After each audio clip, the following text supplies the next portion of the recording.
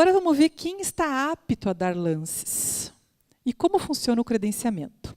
Bom, gente, o credenciamento é o começo de tudo. Credenciamento é o começo de tudo. Então tá, até agora só blá blá blá. Agora vamos falar da sessão pública propriamente dita. Então, para fazer um comparativo, né, pensa na reunião de condomínio, né, aquela que a gente adora ir, né, quem mora em prédio aqui? Quem já foi numa reunião de condomínio? Nossa, todo mundo mora em casa aqui, ou vocês não gostaram da pergunta? Bom, gente, reunião de condomínio, as que eu participei, começava com as procurações, né? Tem aqueles que não gostam de ir, que só dá encrenca, é baixaria, vou encontrar aquele fulano, aquela fulana, barraqueira, barraqueiro, dou uma procuração para o meu vizinho, ele vai me representar. Então, basicamente, o credenciamento é isso, a empresa, o licitante, demonstrando estar presente através de uma pessoa física. Por quê? Porque a empresa, ela não é uma pessoa física, ela não tem uma personalidade física, uma personalidade jurídica. Então, a empresa comparece através de um representante que se apresenta para o pregoeiro para dizer, eu estou aqui para representar a empresa, está aqui o contrato social, está aqui a procuração, está aqui meu documento pessoal. A partir desse momento, aquela pessoa física estará credenciada para falar em nome da empresa. O que você, pregoeiro, você, pregoeira, vão fazer nesse momento? Primeiro, vão avaliar no contrato social se quem deu poderes de representação para aquela pessoa que está ali, poderia dar poderes. Então, por exemplo, tem contratos sociais que exigem 2 assinaturas, de 2 sócios, por exemplo, sendo um deles obrigatoriamente o sócio fulano. Você vai checar. Tua procuração está aqui, sócio fulano e sócio B. Ou não. O cidadão ele é o próprio sócio, então ele não vai ter uma procuração. Se ele é o sócio, ele simplesmente vai apresentar o contrato social e a identidade dele. Ou não, é um estatuto, né, uma SA, então ela vai ter um estatuto. A ata de eleição da diretoria é um documento que vai ter que acompanhar, e aí sim a procuração, mas é a mesma questão. A questão é dar poderes para aquela pessoa representar a empresa e representar para oferecer proposta, assinar documentos, negociar e fazer registro em ata também. Credenciar é identificar-se perante a administração como licitante ou seu representante legal, mediante documentação e participar da fase externa do pregão. Então, no credenciamento, a sessão ela não foi ainda aberta, é uma fase anterior ao início da sessão. O credenciamento habilita o interessado a ofertar lances, a recorrer e assinar ata. Documentos para o credenciamento. Documentos do licitante. Se for empresa individual, registro comercial. Sociedades comerciais, o ato constitutivo, estatuto ou contrato social. Sociedade civil, o registro do ato constitutivo. Pessoa física, documento de identificação. O preposto, no caso, porque o licitante ele pode se fazer representar pelo seu sócio ou por um preposto. Se for preposto, o documento de identificação, e se for sócio, o documento que comprove tal condição, que pode estar simplesmente aqui em cima. E, claro, a identidade, né? Bem importante, pessoal. Documentos do credenciamento fora do envelope de habilitação. Parece uma coisa óbvia, né? Mas não é. Vocês, na prática de vocês, vão ver muitas coisas óbvias acontecendo. E vocês vão ter que dar uma solução rápida para cada uma delas. Nós vamos falar desse caso específico aqui. Para ajudar o trabalho do pregoeiro, o que é importante? Que esteja expressamente previsto no edital. Não custa, né? Quem faz o edital já leva essa informação lá para o município de vocês. Coloquem no edital de forma expressa que os envelopes para o credenciamento, né, ou envelope, ele é um item separado. Não é dentro da habilitação. E a questão da firma reconhecida. Bom, dentro da ideia de desburocratização das licitações, que é uma das premissas do pregão, a questão da firma reconhecida, ela ganha relevância. Por quê? a procuração não tem que vir com firma reconhecida. Então, se você, pregoeiro, pregoeira, recebe uma procuração e ela não está com firma reconhecida, mas você tem condições ali de avaliar, por exemplo, a assinatura do contrato social, você tem uma cópia em mãos, a assinatura está parecida, ou é idêntica, ou é similar, tudo bem. Ou está muito diferente, gente, não tem nada a ver. Aí sim, diante da dúvida, né, de uma dúvida fundada, você pode sim pedir para que aquele documento seja substituído por uma procuração autenticada. Mas, via de regra, não se exige mais. Tá? Algumas situações, problema que podem surgir no credenciamento. Essas duas que eu coloquei por último, eu vou tratá-las no slide seguinte, com mais detalhamento, né? Mas vamos ver aquelas que nós vamos resolver agora mesmo. Por exemplo, e se o credenciado esquecer os documentos do credenciamento? Ai, meu amigo, pouca prática, né?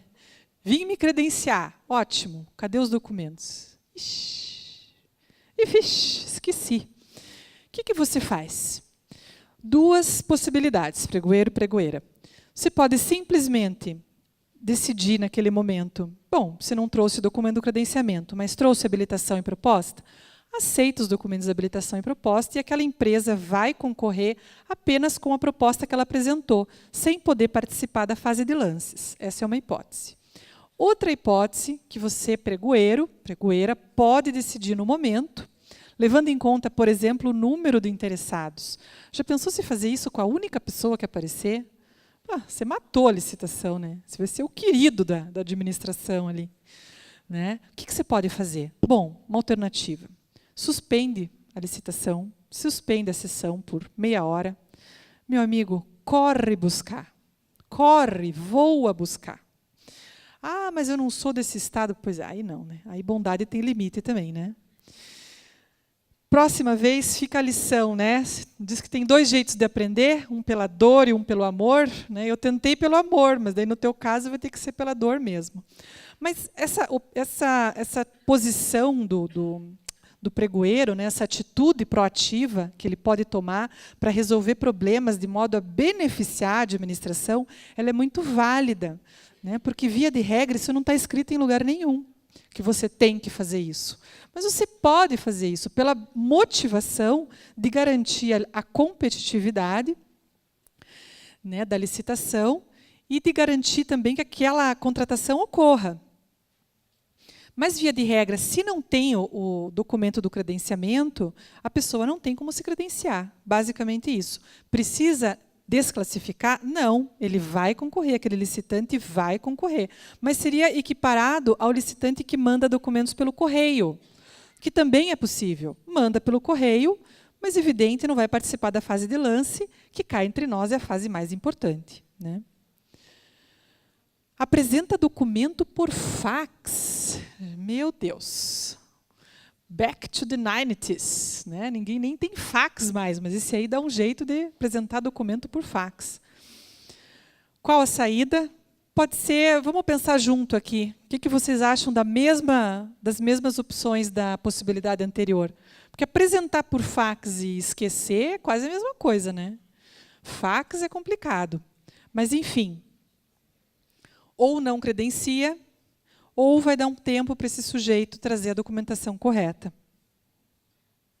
Comparecer para representar duas ou mais empresas, ou comparecer duas pessoas para representar a mesma empresa. Isso pode acontecer também. Se comparecem uma pessoa para representar duas, não dá. Como que eu, representando a empresa A, vou concorrer comigo mesma, representando a empresa B? Não dá. Então, o que você faz, pregoeiro, pregoeira? Escuta, meu amigo, decida qual empresa você vai representar, ou eu não vou te credenciar para nenhuma. Simples assim. Segunda hipótese, comparecem duas pessoas para representar a mesma empresa. Possibilidades. Amigo, amiga, quem de vocês vai participar do pregão? Eu só posso credenciar uma pessoa. Se você reparar ali uma certa discussão, você pode utilizar o critério da procuração mais recente. né? Não que a anterior esteja revogada, não isso, mas é uma possibilidade.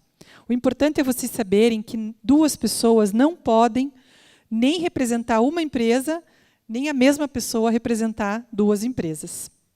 E outra coisa bem importante, registrem essas ocorrências em ata. Registre o problema, registre a solução. Na fiscalização, a gente se depara com atas bastante simples, né, com o mínimo de informação.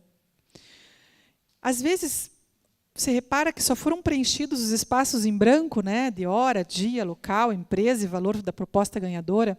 E eu fico imaginando que mundo perfeito é esse que esse pessoal vive, que não acontece nada nos pregões, mas a gente sabe que não é bem assim, né? Claro, existem os pregões que saem maravilhosamente bem, sem ocorrências, mas se vocês tiverem qualquer ocorrência, registre, porque isso mostra o trabalho de vocês e evita, num momento posterior, a interposição de um recurso onde seja dito que o pregoeiro tomou outra atitude diferente daquela que realmente você tomou. Então, precaução, registre. E não só precaução, mas princípio da eficiência também, né? Vocês estão preparados para isso, então registre.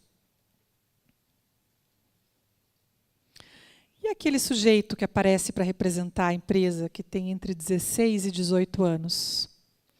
Veja, isso já entramos numa questão de capacidade civil. A capacidade civil, ela começa aos 18 anos completos. Mas a pessoa pode ser emancipada. Então, antes de não aceitar aquele credenciamento do rapaz de 17, da moça de 17, certifique-se que não se trata de uma pessoa emancipada. Até mesmo se essa pessoa ela pode ser sócia da empresa, né? Então, via de regra, 18 anos, a pessoa menor de 18 anos não tem capacidade civil, não pode praticar atos da vida civil. Não estaria apta a representar o licitante, por exemplo. Mas antes de não aceitar o credenciamento nessas condições, certifique-se que não é uma hipótese de emancipação. Bom, e como eu havia comentado, né, vamos nos deter um pouquinho mais nessa questão aqui do credenciado que se ausenta antes ou durante a sessão e do credenciado que traz os documentos do credenciamento dentro da habilitação. Bom, o que fazer, então, no caso do licitante entregar os documentos do credenciamento dentro do envelope lacrado da habilitação? Bom, pregoeiro, pregoeira, a questão é a seguinte. A lei não diz exatamente o que fazer. Então, quando a lei não diz, a gente faz uma avaliação, tendo em conta todos os princípios aí que regem atividades da administração pública e das licitações. Lembre-se, a gente quer que a licitação ocorra, a gente quer proporcionar competitividade, né, garantir o maior número de participantes possíveis para a administração fazer uma boa contratação. Mas a gente também não quer orientar ou conduzir um procedimento que possa ser anulado depois por um vício. Então, aqui, primeiro, se o edital, isso o edital tem que ajudar, né? Por mais boa vontade que se tenha. O edital pode prever a possibilidade do licitante retirar do envelope de habilitação os documentos do credenciamento e devolvê-lo, no caso ao pregoeiro e equipe de apoio, né, devidamente lacrado. O pregoeiro não pode abrir o envelope e ele mesmo retirar. Então, se você assumiu a posição de, não, vamos resolver esse problema. Licitante, está aqui o teu envelope, você retira o que você achar que deve, você lacra de novo e você me entrega. Seria uma possibilidade. Outra possibilidade, meu amigo, você não está credenciado, não posso te credenciar, né? Você fica valendo a tua proposta, mas não vai ser possível dar lance, não vai ser possível manifestar a intenção de recorrer, mas você pode ficar aí assistindo. São duas opções. A segunda questão, e se o credenciado se ausenta durante ou antes da sessão? Isso é regra, tá? O credenciado, uma vez credenciado, ele deve permanecer na sessão. Mas ele não é obrigado, se ele quiser sair, tudo bem, só que ele não pode voltar.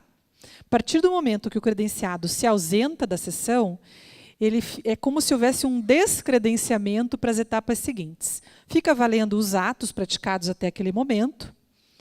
Vamos imaginar que ele saia no meio da fase de lances, os lances que ele deu até então são válidos, mas ele sai, ele não volta mais.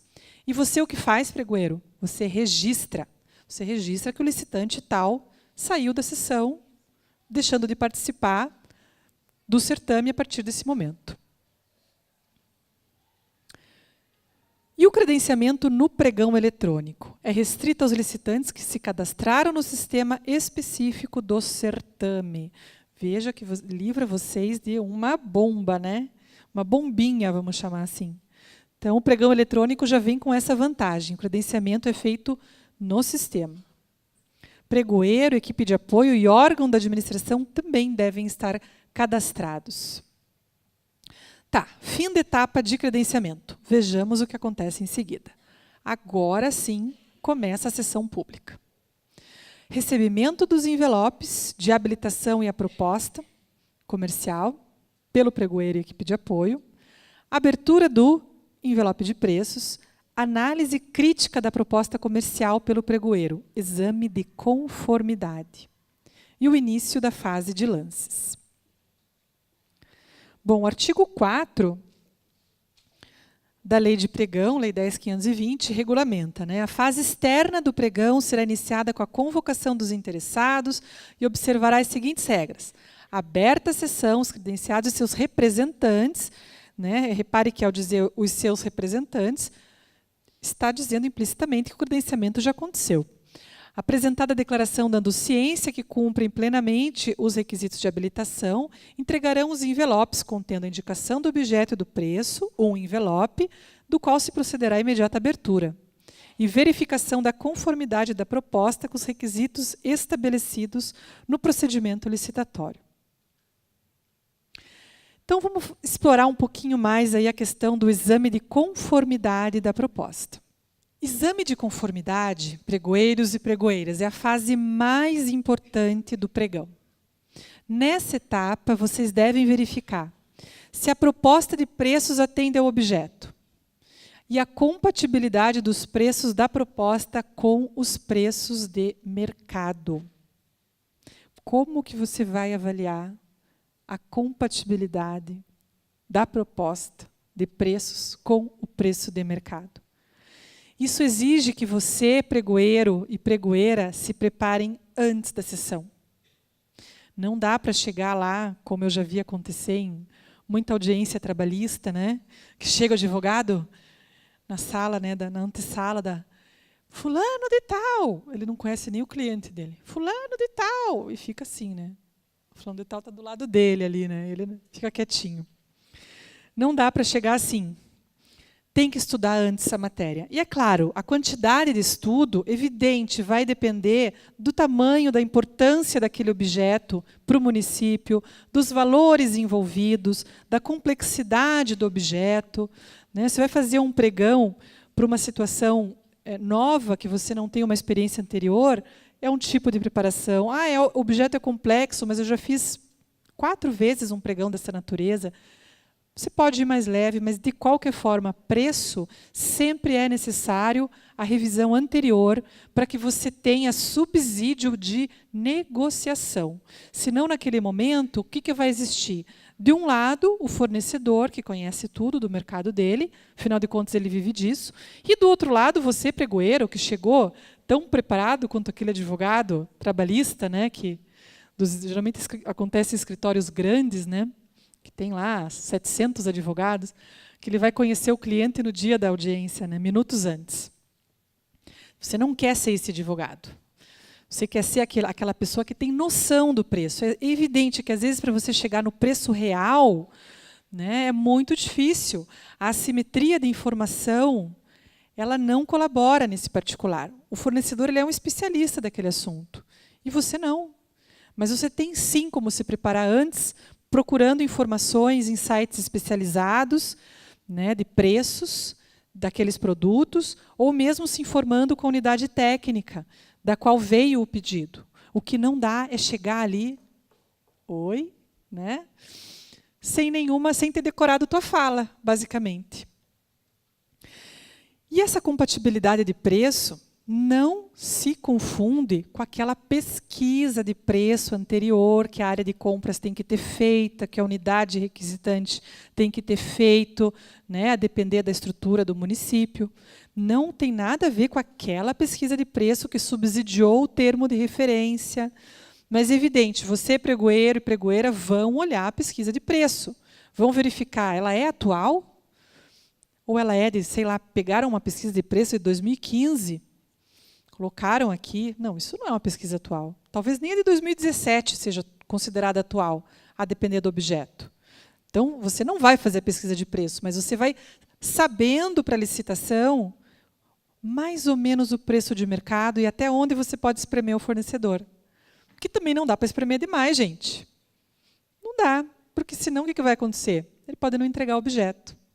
Ele vai preferir responder um processo, né, sancionatório do que entregar por menos do que ele compra, vamos imaginar assim. Então, a depender da complexidade do objeto e dos conhecimentos técnicos necessários, será preciso pedir ajuda. Tá, e o que fazer diante de uma proposta ou lance de valor simbólico ou irrisório? A regra é que não se deve desclassificar imediatamente uma proposta aparentemente inexequível. Deve-se abrir o contraditório e para o licitante demonstrar a execuibilidade da proposta. Então, você estudou antes o objeto, você sabe, por exemplo, que para aqueles equipamentos médicos, né, aquele equipamento específico, você vai gastar R$5.000, entre 5 e 5.500. E o licitante aparece com uma proposta de 2.000. 2.000? Não, 2.000 está... Né, você não comemora. Nesse momento não é hora de comemorar ainda. O que você vai fazer? Você vai abrir a oportunidade, né, você vai registrar, que observou que aquele preço está muito abaixo do preço da pesquisa de mercado, da pesquisa que o pregoeiro mesmo fez, e vai abrir a possibilidade do licitante demonstrar a execuibilidade. A gente vai ver em seguida como faz isso, tá? Mas, importante, registre isso na ata. A exclusão de lances considerados inexequíveis deve ser feita apenas em situações extremas, nas quais se veja diante de preço simbólico, irrisório ou de valor zero. Isso mais válido é na fase de lances, né? Os licitantes se empolgam, né? Aquele produto que era de 5.000 já foi para 4, e o outro já deu 2, o outro, tá bom, 500. 500? Ah, 100. Como assim 50? Opa, pregoeiro, você não vai assistir isso, né? Se a gente não está na feira, né? Isso aqui é uma coisa séria. Vai interromper a sessão e vai dizer, olha, R$50 é um preço manifestamente inexequível. Não tem como um equipamento médico, esse equipamento médico, custar R$50, nem 100. Então, não dá para transformar a nossa sessão numa feira, né? Na festa da uva ali, onde quem dá menos. Não é isso que a gente quer. Aliás, o que a gente quer, inclusive, é que o produto seja bom e funcione. E, às vezes, o muito barato não fica junto na mesma frase com muito bom e funciona. Então, ficamos atentos quanto a isso também. Exemplo da importância da análise crítica da proposta de preço. Objeto, pneu radial, novo, liso, sem câmera, medida 205 por 60, R16, certificado pelo Inmetro. 5 licitantes comparecem nessa licitação. E aí, o que nós temos aqui? Licitante A, 250, B, 258, C, 265, D, 106 e E, 111. E agora? Será que o 106 é a melhor proposta ou a maior roubada? O que você vai fazer, pregoeiro? Pregoeira, vamos lá.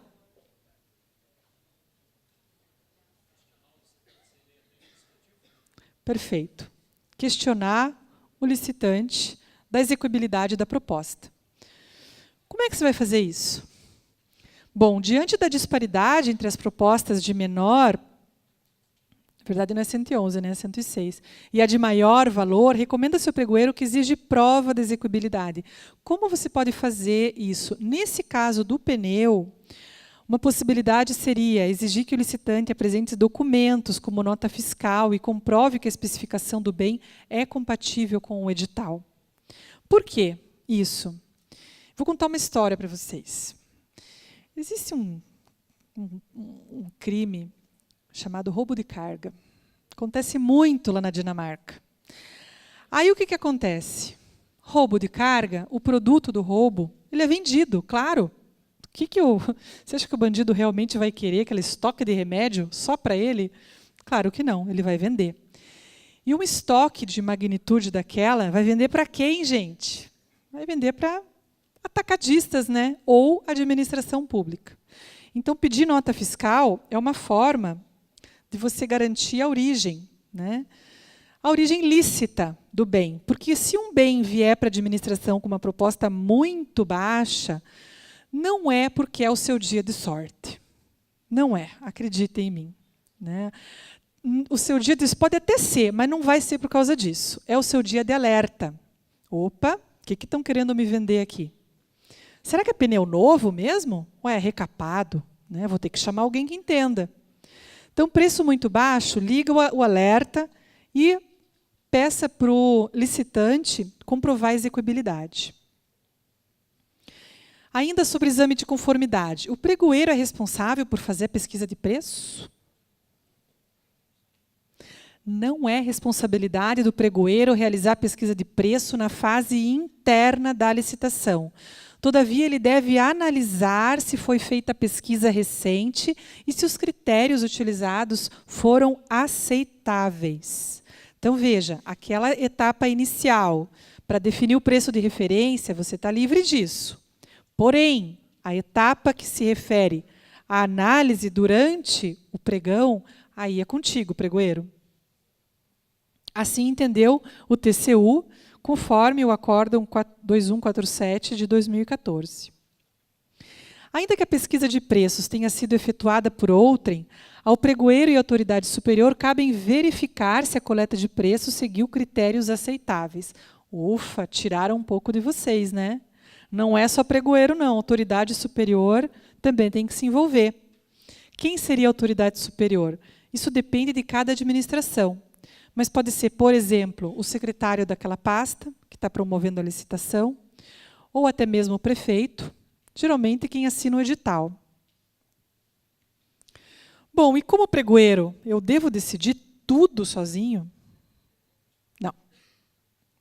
A regra é que o pregoeiro decide e julga com o auxílio da equipe de apoio as questões afetas ao credenciamento, à proposta de preço, ao julgamento da habilitação, à declaração do vencedor. Se houver complexidade na questão ou se a decisão depender de conhecimento técnico, ainda dentro dessas etapas, o pregoeiro deve recorrer à ajuda. De quem? Primeiro, condições do edital. Um edital bem feito é um grande aliado no trabalho do pregoeiro, né? Porque se o edital prevê de antemão situações irregulares e como resolvê-las, o pregoeiro está seguro para decidir e motivar sua decisão. Mas digamos que o edital não está aquelas maravilhas, né? Foi copiado do site do município, né, de outro estado. Aí tem umas partes ainda que esqueceram de apagar o nome do município, de onde veio. E isso acontece, gente, lá na Dinamarca. Eu já peguei alguns editais assim, quando eu trabalhava lá na Dinamarca. E por que eu falo da Dinamarca? Gente, é onde eu miro, assim, que é onde eu acho que o nosso país deveria chegar um dia. A Dinamarca é o país, recentemente isso foi divulgado, com o menor índice de corrupção do nosso planeta. Então, assim, é onde eu miro. Se eu puder, de alguma forma, contribuir para que a gente chegue perto, em algum momento da existência desse nosso Brasil, é lá que a gente tem que mirar. E também serve de exemplo, né? Porque ninguém acredita. Você começa a falar o nome dos municípios que fazem isso, pega mal, né? Pega mal. Então, vamos lá, voltando. Para quem que o pregoeiro vai pedir ajuda? Quem que pode ser útil no momento do pregoeiro decidir sobre uma questão da fase externa? As condições de edital, parecer jurídico, parecer técnico da área solicitante, diligências e consulta a comissões auxiliares, se houver, né? Nossa, comissões auxiliares, que chique. Não, gente, não tem nada de chique nisso. Por exemplo, uma contratação na área da saúde que vai ser feita, um equipamento sofisticado, tomografia, ressonância, qualquer coisa dessas. De repente, o pregoeiro precisa decidir se aqueles que estão sendo oferecidos realmente atendem a todas as especificações. Pode pedir ajuda, por que não? Possíveis problemas na análise da proposta de preços. Então, que momento que a gente está da fase externa? Recebemos os envelopes de preço, abrimos os envelopes de preço e encontramos alguns problemas. E se houver só um licitante? E se somente um licitante superar a fase do exame de conformidade? E se todos os licitantes tiverem a proposta rejeitada? O que a gente faz? Reza? Sempre bom. Mas, nesse caso, a preparação é mais recomendada. Então, o que a gente faz se comparecer apenas um licitante? Isso é um problema? Não. Pode ser um problema, se a licitação, por exemplo, foi direcionada. Mas nem sempre você vai ter condições de avaliar se realmente esse é o caso. Via de regra, o comparecimento de um único licitante não vicia a licitação. O que pode acontecer, o que pode ter acontecido, o edital conter restrições que realmente reduziram o rol de interessados, ou o edital até ter feito uma pesquisa de preço deficiente, que foi incapaz de atrair interessados. Pode ser um problema do edital? Pode, mas não é problema teu, pregoeiro. Você vai dar sequência para a licitação da mesma forma. Se perceber, no caso, direcionamento, pô, mas você de novo aqui, você ganha todas, e você está sempre sozinho, que incrível. Convém, de repente, registrar, talvez, mas não é um problema que vocês têm que resolver. Tá? E se somente um licitante superar a fase do exame de conformidade? Aí é um problema dos nossos licitantes. Eles não estão conseguindo fazer propostas aptas à fase de lances. Eles estão sendo barrados logo na apresentação da proposta.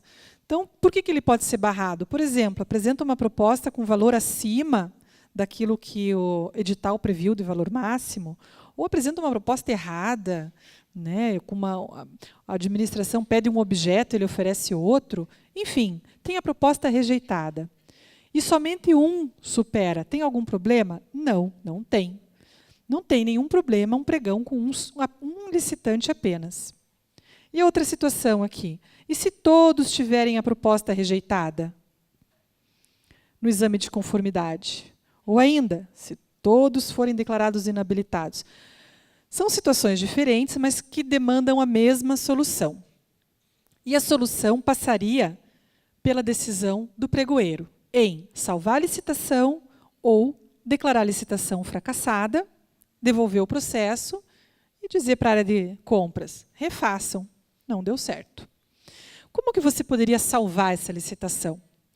A lei do pregão, ela não traz essa disposição, mas como a lei 8666 é aplicada de forma subsidiária, então nós encontramos a resposta aqui no artigo 48, parágrafo 3º, que prevê que quando todas as empresas forem inabilitadas ou desclassificadas, a administração pode conceder um prazo de 8 dias para a regularização da documentação. Pregoeiro, a opção é tua. Se você se deparou naquele dia com uma licitação que tinha tudo para dar certo, de repente, vários concorrentes, você sentiu que realmente haveria uma competição, talvez fosse o caso de tentar salvar a licitação. Porém, você chegou lá, de repente, tinham dois camaradas ali, parceirão ali, de repente até combinaram umas coisas na antessala. Você sentiu que não é o momento, ou aqueles fornecedores você conhece, não vão realmente levar em conta a questão da competitividade. Fica a teu critério. A lei dá essa discricionariedade. E aqui, vamos lá agora. Vimos os valores, os prazos, o caráter facultativo, definição de bens e serviços comuns, a inversão de fases. E agora vamos falar da proposta de lances. A fase de lances. A fase de lances é o momento, é o clímax, né, do pregão. É onde você vai mostrar aquela habilidade de bom negociador que você tem. Você pode treinar, inclusive, né? Vai para a feira. Gente, a feira é um laboratório incrível. Veja o que você consegue negociar. Veja a tua lábia. Se você consegue convencer, né, o vendedor a fornecer aquele produto em melhores condições. Enfim, é o momento do show, né? É o showtime do pregoeiro. Fase de lances. E é muito importante. O que a gente observa nas atas, né, de pregão? Muitos pregões acontecem e terminam simplesmente com a proposta. A proposta do fornecedor. Ah, minha proposta é 10 mil. Tá bom, é a menor, é a única, contrato por 10 mil. Dá a impressão que o pregoeiro ou estava triste, ou estava desmotivado, ou não era o dia dele e ele resolveu estender isso, né, para o pregão e acabou não fazendo um bom trabalho, nem mesmo tentando negociar o preço com o fornecedor. Isso é bem comum. E isso, para mim, é uma surpresa, porque das empresas que eu trabalhei, eu tive a oportunidade de acompanhar alguns pregões bastante competitivos. Então, assim, digamos que aconteça uma negociação, mas o licitante, porque está na posição confortável de ser o único, pô, por que eu vou baixar meu preço, meu amigo? Só vim eu. Né? Você fica, né, até meio sem jeito, pois é verdade e tal. Enfim, é mantida a proposta. Mas registrem na ata que pelo menos vocês tentaram. Claro que a palavra final é do fornecedor, né? Mas registrem que foi intentada a fase de lances. Porque a impressão que nós temos no momento da fiscalização é que a licitação acabou no momento da entrega da proposta. Não teve nenhuma tentativa de negociação. E isso não é um bom sinal, né? Não é um bom sinal.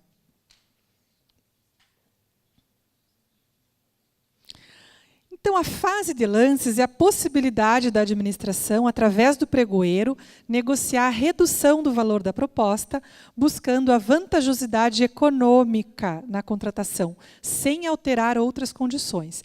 Isso é bem importante. O limite de negociação que você, pregoeiro, tem é quanto ao preço. Então, se de repente o fornecedor fala, não, tudo bem, eu posso dar um desconto, mas eu preciso de mais prazo para entregar. No edital, vocês deram 10 dias, eu preciso de 30, aí eu consigo esse preço. Isso não pode ser aceito, porque o pregoeiro não tem essa faculdade de alterar condições do edital, exceto o preço. E quem pode participar da fase de lances?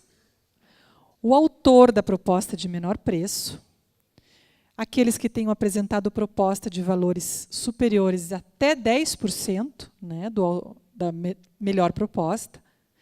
E não existindo 3 propostas nessas condições, poderão apresentar lances os autores das 3 melhores propostas. Bem fácil, né? Uma definição bem tranquila. Mas eu sou do tipo de pessoa que, quando perguntam quer que eu desenhe, eu respondo quero. Então, eu desenhei. Como é que funciona isso aqui? Então, no pregão presencial, que fique bem claro, nós temos 2 critérios. O primeiro critério, o intervalo de 10%. Intervalo de 10% do quê? Acima do valor da melhor proposta.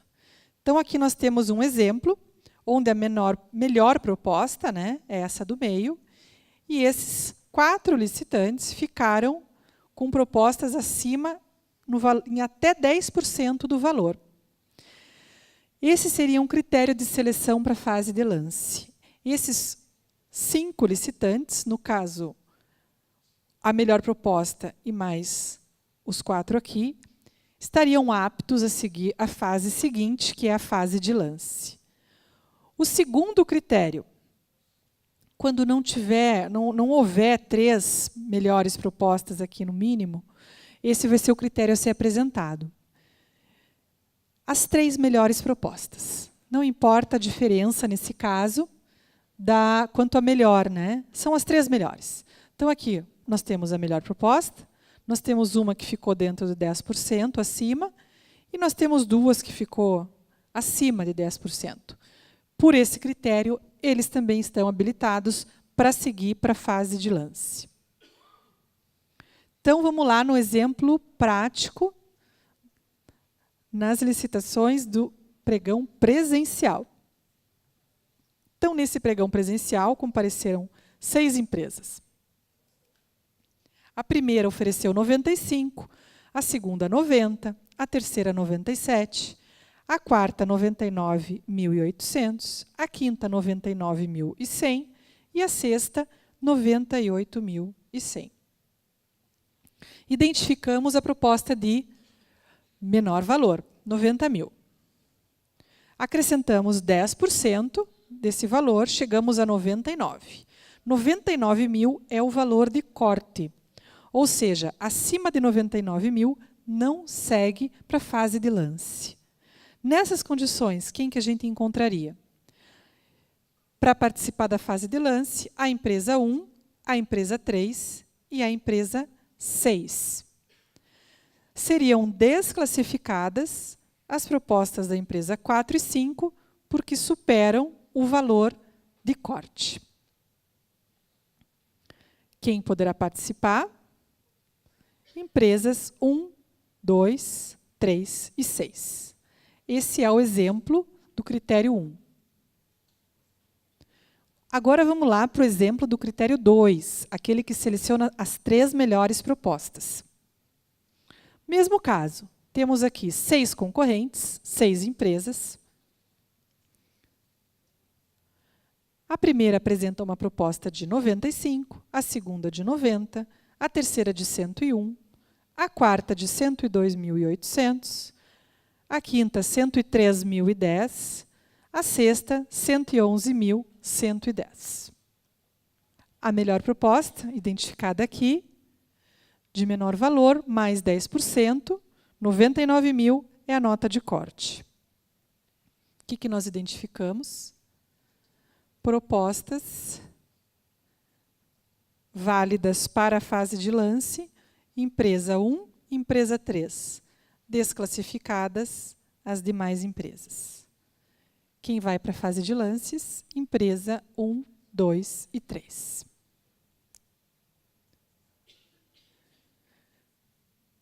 Mais um exemplo prático, também pregão presencial.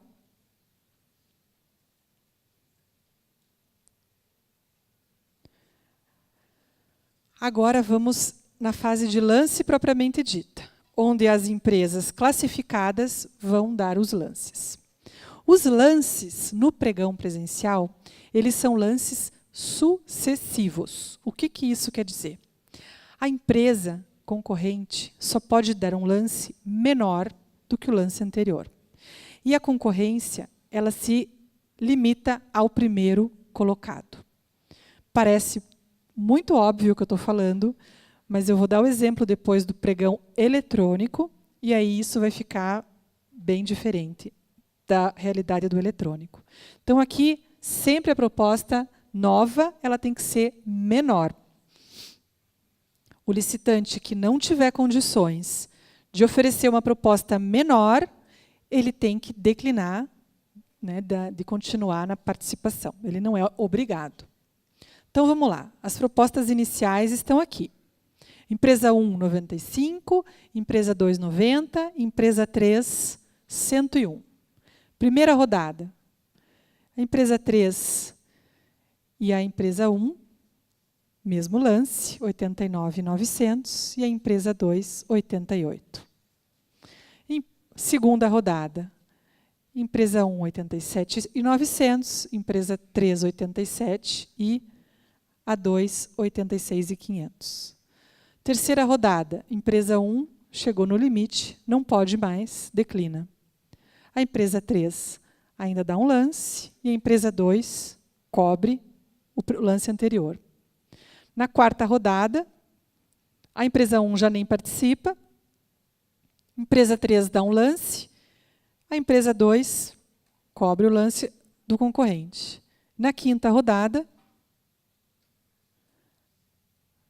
A empresa 3 declina, chega no limite, e a empresa 2 é declarada vencedora. No caso, o lance, né, diante do fato dessa ter declinado, o lance vencedor, 84 mil. Tá, lembra que eu falei do pregão eletrônico, né? Questão dos lances. Então, no pregão eletrônico, quem vai para a fase de lances? No pregão eletrônico, a classificação dos licitantes observa um critério único, em que todos os licitantes com propostas aptas são encaminhados para a fase de lance. Não tem corte, não tem valor de corte no pregão eletrônico. O pregão presencial caracteriza-se por lances sucessivos, onde o licitante obrigatoriamente deve oferecer valor menor que o anterior ou sair da disputa. Já no pregão eletrônico, admite a disputa pelo segundo lugar, denominado lance intermediário.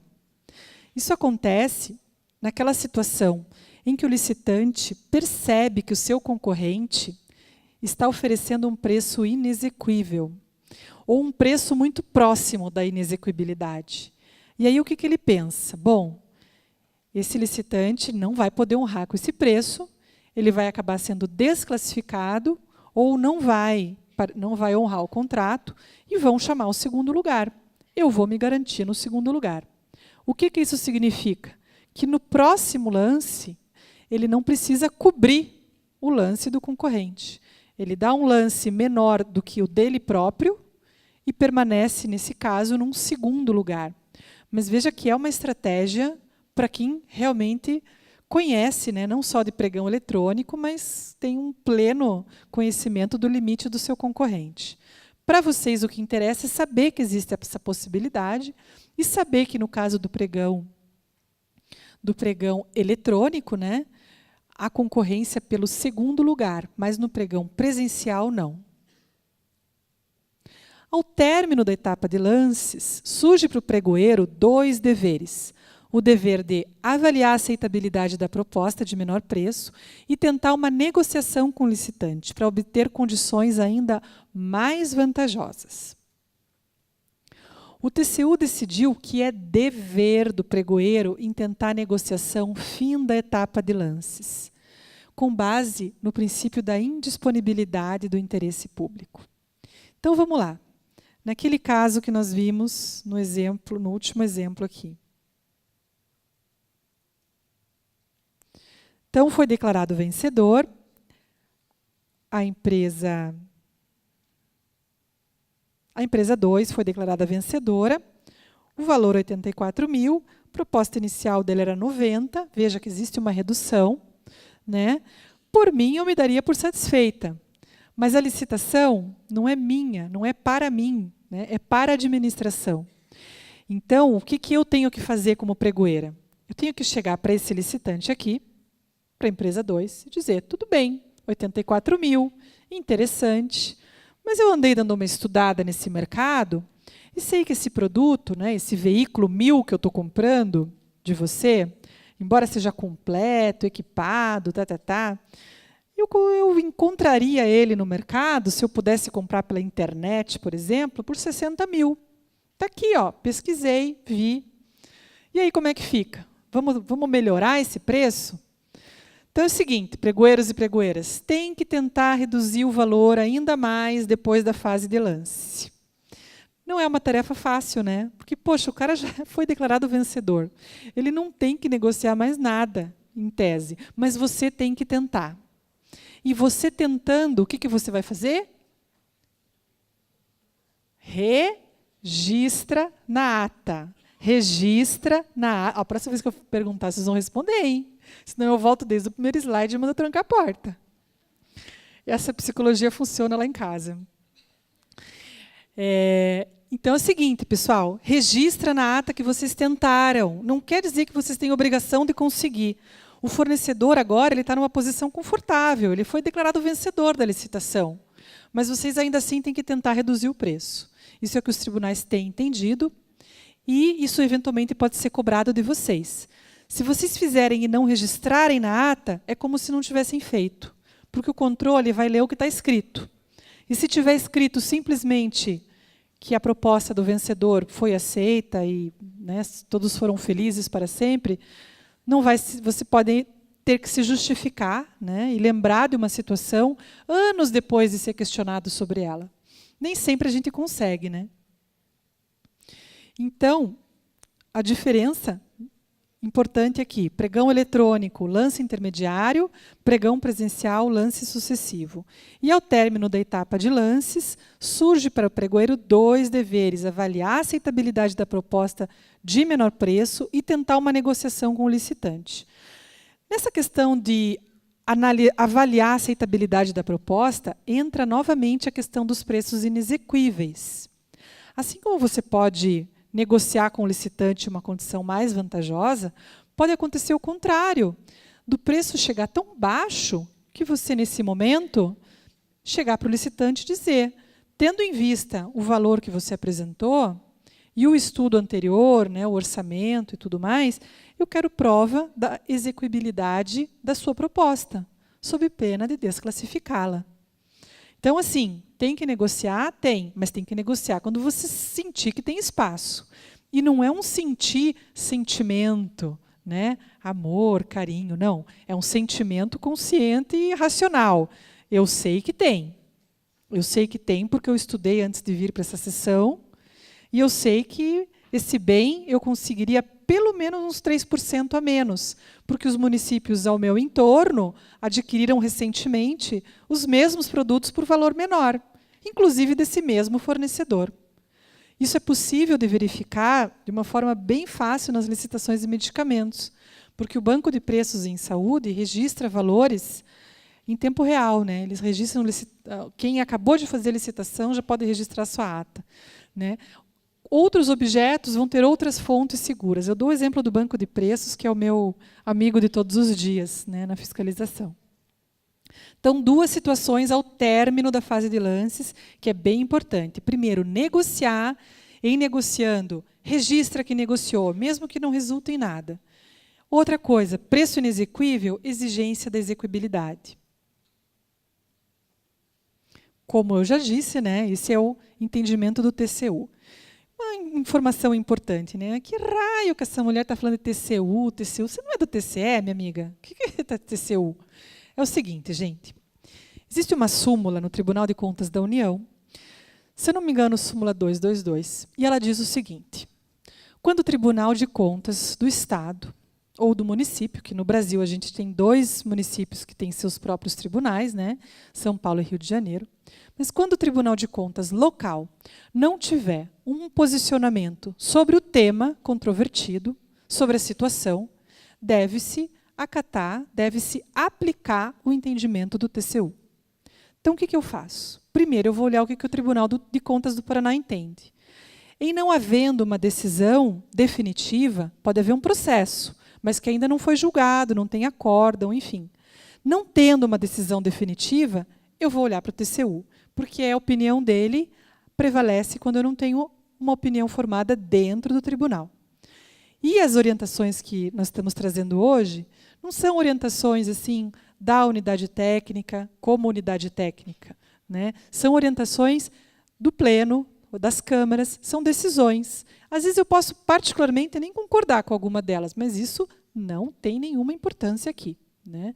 O meu dever com vocês é trazer informação atualizada e fidedigna. Então, por isso que tantos slides falam, né, de jurisprudência do TCU.